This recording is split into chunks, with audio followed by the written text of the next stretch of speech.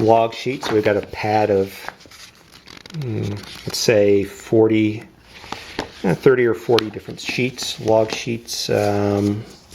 Seems to be for each counter. And the back appears to be the same as the front, so that'll save you some copying cost or effort. All right, so here are the counters. 1, 2, 3, 4, 4.5 sheets of counters. I think these are 1/2 inchers, and pretty good thickness. They're going to be white cardstock, which I know is a preference of some folks. We've got some markers, and man, we've got a lot of airplanes. So not surprisingly, hey, World War I airplane battle game, got a lot of airplanes. And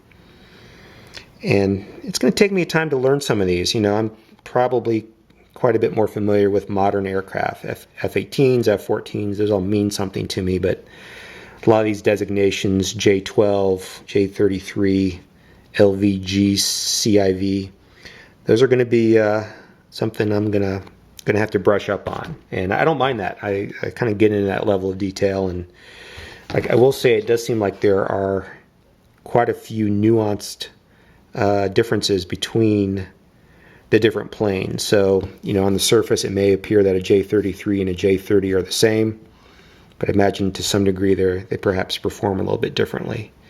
Can't quite tell at first glance. Oh, I have to look pretty closely so I can see the Iron Cross here. So these must be the Germans. Looks like we've got some markers, perhaps for altitude, low, high, medium. Some airplanes here that are perhaps dummy markers. I'm not quite sure. They don't have any designation on them. Perhaps those are decoys of some kind or unspotted planes. I imagine that these are the British. I think even though this takes place in France, the British are the primary opposing force. Hope I'm right about that, but we'll make sure once I get plan.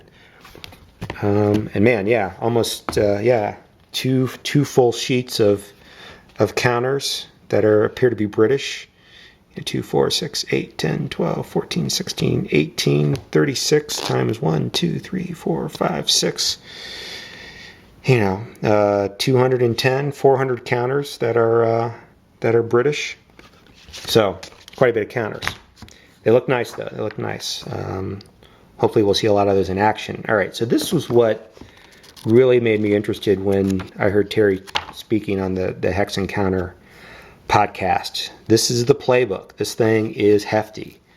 Terry was saying on the podcast that, I mean, he kept on adding scenario after scenario after scenario, and 17, 19, 22, 24, 28, at least 28 different scenarios. There might be some variations on them, but there is a lot of gameplay in here, and this wasn't one of the cheaper games in GMT's catalog, but there is a lot of gameplay in here. These are, I saw this PDF was online a little bit earlier, and it looked pretty hefty and pretty fleshed out. So, even some color maps and some color labels, illustrations, nicely done.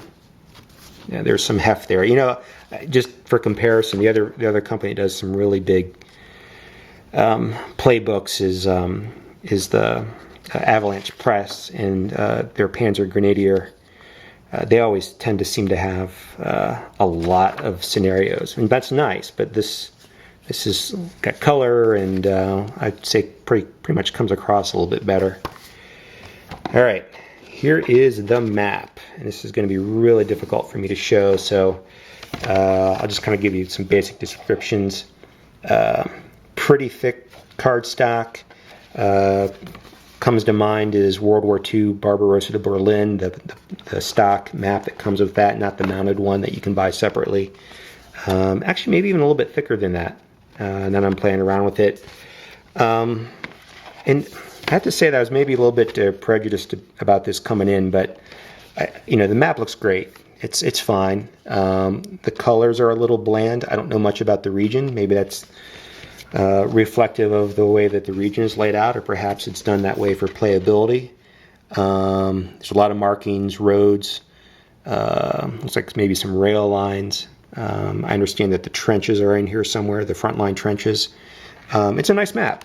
Don't get me wrong, but it's not going to be visually striking, and that's not always a bad thing. Maps can be distracting, but it'll be. I think the proof in this case will be in the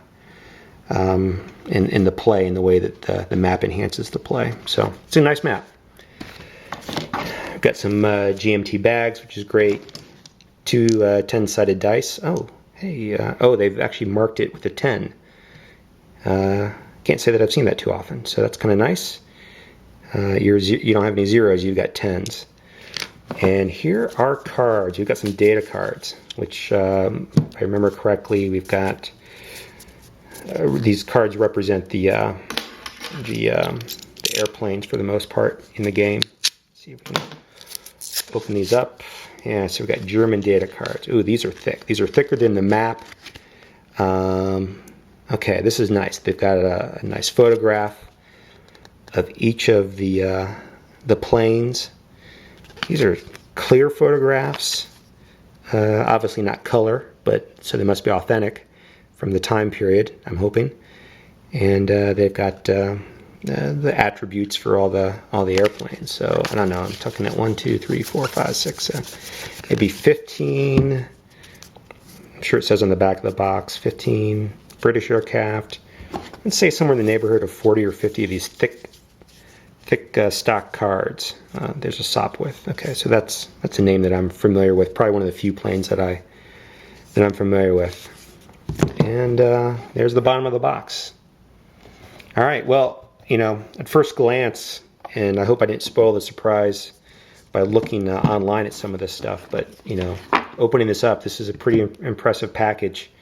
You've got nice components. You've got a lot of I won't call them bits, because I don't think it's fair to call them bits. I mean, you've got a lot of material to work with. Either hundreds of counters that are of nice quality. You've got log sheets that are provided for you, and you've got that massive playbook with not quite 3 dozen different scenarios. So this is great. Congratulations to Terry and his team for putting this together. Quite a impressive package to open up, and I hope the gameplay is as good. I've got some friends in town who I know are itching to get this thing to the table. So anyway, that's enough for the unboxing. Thanks for listening. Again, it's Ty from Games from the Front Deck.